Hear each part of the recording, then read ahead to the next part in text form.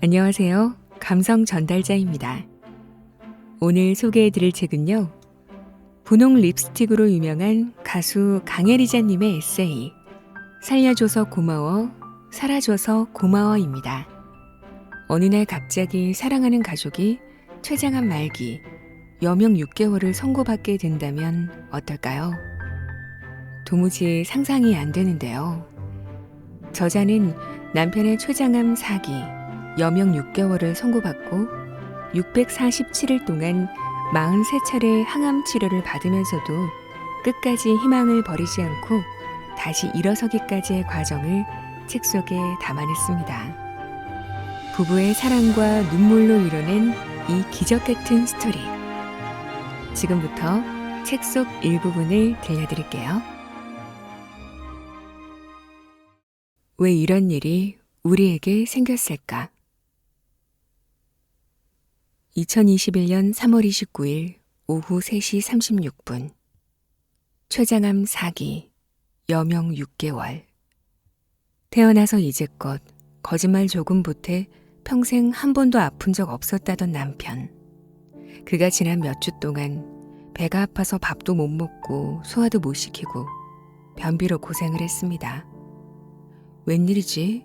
하면서도 며칠 지나면 괜찮겠지 하고는 심하게 온 변비에 관장약만 사다 주었습니다. 감기 한 번 걸린 적도 없고 정말로 돌도 씹어 삼키던 사람인지라 별 걱정 없이 지나려다가 가까운 동생이 다이어트 부작용으로 쓸개가 잘못된 적이 있었다는 말이 떠올랐습니다. 그 즈음이 때마침 우리 부부가 혹독하게 다이어트를 하여 체중을 엄청 많이 감량했던 때였습니다. 그 전에 TV 출연 모습을 본 후 살을 빼야겠다고 단단히 마음을 먹은 상태였거든요. 남편 역시 다이어트 부작용이겠지 하고 대수롭지 않게 여기고 있었습니다. 가벼운 마음으로 2박 3일 동안 이것저것 검사도 할 겸해서 남편을 친한 동생이 근무하는 병원에 입원시키기로 했습니다. 별건 아닐 테니 걱정은 말고, 그래도 혹시 모르니까 주치 선생님이 오시면 여기저기 다 검사 받아봐. 남편을 병원에 내려주고 자유부인이 된 기분으로 친구들과 만나기로 한 약속 장소로 홀가분하게 출발했습니다. 그런 뒤 10분 후쯤 서울역 앞 큰 길을 지나려는데 입원한 병원에 있는 동생에게서 전화가 왔습니다. 마침 종일 아무것도 못 먹은 터라 그 전날 싸뒀던 김밥을 하나 입에 톡 털어넣고 급하게 꿀꺽 삼키고는 전화를 받았습니다. 언니 지금 어디야? 운전하는 중이야. 그럼 차를 잠시 한쪽에 세울 수 있어? 갑자기 불안한 느낌이 훅 몰려왔습니다. 괜찮아, 그냥 말해.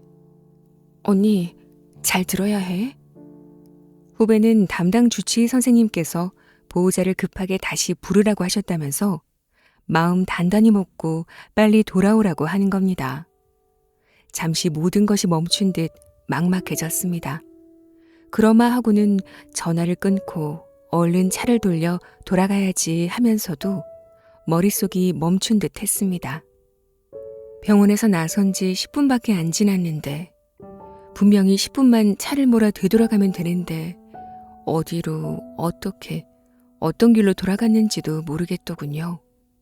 나중에 보니까 30분 정도를 길에서 헤매다가 겨우 돌아갔네요.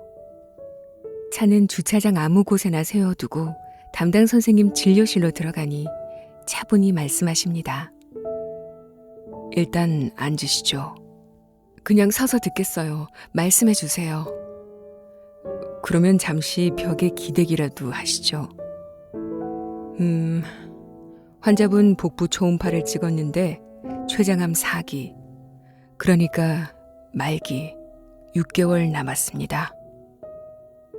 완전히 머릿속이 하얘졌습니다. 이건 뭐지? 나한테 하신 말씀이 맞는 걸까? 꿈인가? 혹시 몰래카메라? 분명히 지난달에 했던 종합검진 결과는 아무렇지도 않았는데? 나는 온몸을 덜덜 떠는 줄도 몰랐고 눈물이 줄줄 흐르는 것도 느끼지 못한 채 그 자리에서 돌이 되었습니다. 이어 선생님께서 하시는 말씀이 멀리서 들리는 것처럼 아련하게 들렸습니다. 그동안 3가지 증상이 있었을 텐데 모르셨나요? 첫 번째는 급격한 체중 변화. 하필이면 지난 8개월간 마음 단단히 먹고 다이어트를 시작하여 살이 빠지는 것을 좋아했다. 두 번째는 등 통증. 하필이면 지난 6개월간 후배와 식당을 시작해서 그래서 아픈 줄 알았다. 세 번째는 소변색. 하필 이 시기에 평소엔 안 먹던 비타민을 먹기 시작해서 그런 줄 알았다. 다리에 힘이 풀려서 바닥에 주저앉아 멍하니 있으려니까 동생이 의자에 앉히면서 이것저것 알아봐 주었습니다. 어쩐지 많이 아파하더라니.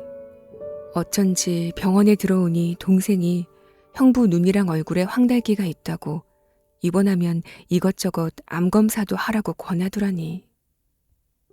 내가 뭘 어찌해야 하는지 우왕좌왕 갈피를 못 잡고 있으니 동생은 일단 대학병원 응급실로 가는 게 급하다며 여기저기 전화를 넣어봅니다.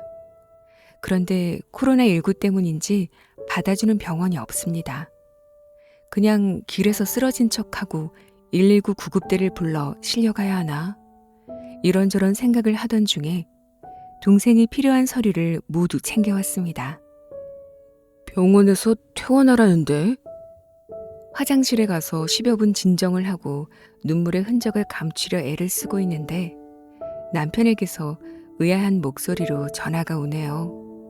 다행히 마스크를 쓰고 있었던 터라 울었던 흔적은 감추고 남편에게로 올라갔더니 아무것도 모르는 남편이 묻습니다. 여기서 하지 뭐하러 큰 병원으로 옮겨? 쓸개에 문제가 있는 듯한데 여기는 자세히 찍을 기계가 없다고. 큰 병원에 가라 하니까 가서 해보자. 터지는 울음을 꾹꾹 눌러 참고 간신히 답을 하고는 바로 인근 신촌 세브란스 응급실로 무작정 달렸습니다. 내가 꼭 살려줄게. 난생 처음 접해보는 응급실 안에서의 1분 1분은 영겁의 시간처럼 더디 흐르고 있었습니다.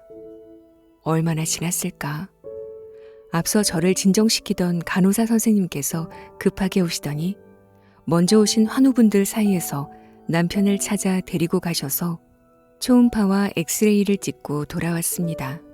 다시 채우라고 수액 놓고 진통제를 투여하시더니 의자에 앉아있던 남편을 응급실 안에 리클라이너 소파 침대로 옮겨 눕힌 뒤 짧게 한마디를 남기고 자리를 뜨셨습니다. 선생님께서 지금 결과 보고 계시니까 잠시 여기서 기다리세요. 다시 하염없는 기다림이 시작됐습니다. 그러는 사이 남편은 어리둥절한 얼굴로 점점 말이 없어지더니 겁을 먹기 시작하더군요. 남편의 성격을 잘 아는 터라 차라리 먼저 말하는 게 좋을 듯해서 남편 손을 꼭 잡았습니다. 그러고는 아무렇지도 않은 듯 정말 별거 아니라는 얼굴로 담담하게 말했습니다. 자기야, 내 말 잘 들어. 췌장암 4기라서 자기 여명은 6개월 남았대. 그런데 내가 그까지 남덩어리 꼭꼭 씹어서 삼켜 없애버릴 거야. 자기 절대 안 보내. 아니 못 보내. 내가 반드시 살릴 거니까. 나 믿지? 지금 생각하면 무슨 생각으로 그리 이야기했는지 당최 모르겠습니다. 그 당시 나도 받아들이지 못하고 충격에 빠져 있었으면서 내가 무슨 수로 살리겠다는 건지. 하지만 내 머리와 가슴 속에서는 그리 말하라고 이야기한 듯하네요. 그 이야기를 듣던 순간의 남편 표정은 절대 못 잊을 거예요. 어쨌든 그 이야기를 차분히 하고 난 뒤 차에서 가져올 게 있다며 자리를 떴습니다. 자동차로 돌아가서는 숨이 안 쉬어질 정도로 대성통곡을 하며 울었습니다. 더는 눈물이 안 나올 때까지 울고 또 울다가 병원 화장실로 달려가서 세수하고 한참 진정한 후에 응급실로 돌아왔습니다. 잠시 후에 다시 돌아와 잠든 남편의 얼굴을 보니 저 없는 사이에 이 사람도 울었는지 눈이 살짝 부었더군요. 짐짓 모른 척하고 말을 붙였습니다. 자기야, 나왔어. 어디 갔다 왔느냐 묻기에 자리가 불편해서 자동차에 잠깐 쉬다 왔다고 했더니 특유의 온화한 웃음으로 미소를 지어줍니다. 많이 아플 텐데, 많이 무서울 텐데. 남편은 늘 그랬듯이 응급실 보호자 의자가 불편해서 어쩌냐 하며 지금 발등에 불 떨어진 본인보다 저를 먼저 생각합니다. 그런 남편의 말에 또다시 울컥하여 손을 잡아봅니다. 잠시 후 담당 선생님께서 오셨는데 선뜻 입을 열지 못하고 눈치를 살피시길래 다 알고 있으니 솔직하게 말씀해 주시라고 했습니다. 그게 좋을 것 같다고. 갑작스러워서 당황스러우실 수 있겠지만 췌장암 4기, 그러니까 말기입니다. 지금부터 펫CT, CT, MRI를 찍고 조직 검사도 들어갈 겁니다. 자세한 치료 방법과 검사를 위해서 지금 바로 입원하셔야 하니 보호자님은 댁으로 돌아가셔서 입원 준비를 해오십시오. 입원실이 나는 대로 병실로 올라갑니다. 담당 선생님은 감정을 싣지 않은 기계적인 음성으로 말씀을 전하고 가셨습니다. 응급실에 들어온 순간부터 지금까지 머릿속이 지옥이었을 것 같은, 지금까지 한 번도 보지 못한 겁에 잔뜩 질린 표정의 남편에게 저 역시 간단하게 한마디만 하고는 집으로 돌아갔습니다. 입원 준비해가지고 올게. 1%의 생존율 안에 우리가 있다. 지난밤에는 한숨도 못 자고 뜬 눈으로 밤을 새웠습니다. 딸내미와 함께 집에 와서 대충 치우고 자려고 누우려는데 미국에 있는 친한 동생이 사진 한 장을 보내왔습니다. 형부가 인스타그램에 이상한 글을 올려 진짜 깜짝 놀랐다면서. 그 사진을 보는 순간 정말로 심장이 멎는 줄 알았습니다. 제가 인스타그램은 안 하는 걸 아는 남편은 환자복 입은 자신의 사진을 올리고 그 밑에 이제 정말 마지막인가 봐요. 그동안 감사했습니다. 모두 행복하세요. 라고 써놓았던 것입니다. 후배가 그 포스팅을 보고는 너무 놀라 저한테 알려왔던 거죠. 참다가 결국에는 밤 10시가 넘은 시각에 남편에게 전화를 걸었습니다. 무슨 뜻으로 그런 글을 올린 거야? 다시 다그쳐 물으니 그제야 힘이 하나도 없는 목소리로 남편은 그냥 별뜻 아니야 라고 얼버무립니다. 생각난 김에 남편의 인스타그램을 찾아보니 입원할 때부터 가망이 없다고 생각했는지 포스팅마다 마지막 인사를 암시하는 글을 적어 놓았더군요. 아니겠지 하고 생각하며 뒤척이다가 새벽 1시쯤 지나가는 자동차 불빛이 블라인드 위 남편 얼굴을 비추자 결국 울음이 터졌습니다. 결국 곤히 자는 딸내미를 깨웠습니다. 여기서 못 자겠다고, 내 집으로 가자고. 그 밤중에 도착한 딸내미 집에서도 잠들지는 못했습니다. 새벽같이 출발해 병원으로 달려와서 새벽 7시에 남편을 접선 장소로 불렀습니다.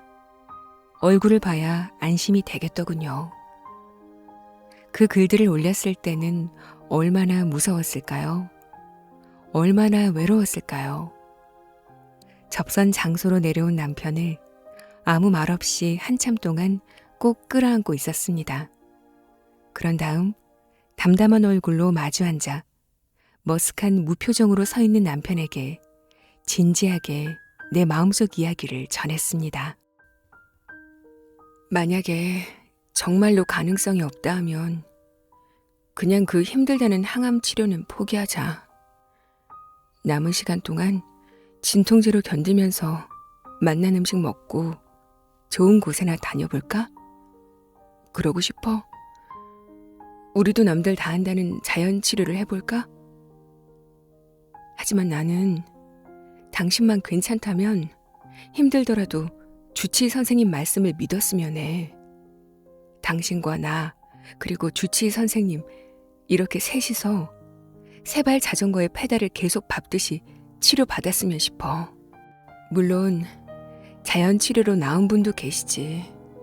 또 당신도 항암 치료를 받다가 너무 힘들어서 중간에 포기할지도 몰라. 하지만 당신이 더 이상 나를 못 본다고 생각하면 그게 더 힘들지 않을까? 내 생각에는 항암 치료를 해도 후회하고 안 해도 후회한다면 의사 선생님들 믿고 항암 치료를 받았으면 해. 1%의 가능성이라도 있다면 0%가 아닌 1%. 우리가 그 1% 안에 들면 되는 거잖아. 의사 선생님들은 암을 연구하고 공부하셨잖아. 그러니 해보지도 않고 있다가 나중에 해볼 걸 하면서 후회하는 일은 없었으면 싶어. 힘들겠지만 당신이 포기하지 않으면 나도 끝까지 당신 곁에서 힘이 되어줄게. 당신이랑 나 지금은 죽을 듯이 힘들지만 언젠가는 웃으며 옛말하는 날이 꼭 올 거라고 믿어. 그러니 절대 포기하지 말자. 그리고 우리는 꼭 나을 거니까 앞으로 절대 울지 말자. 한숨도 쉬지 말고 평상시와 다름없이 살아보자. 묵묵히 내 이야기를 듣던 남편은 순순히 제 말을 따르겠다고 그러겠다고 했습니다. 아주 조금 기분이 나아져서 이상한 걸 올려서 한숨도 못 자게 한 벌이라면서 아프든 말든 3번 꼬집어 주었습니다. 절대로 이상한 마음을 먹었던 건 아니야. 정말이야. 이렇게 말하는 남편을 믿어줘야 하는 건지, 아니, 믿는 척을 해야겠지요.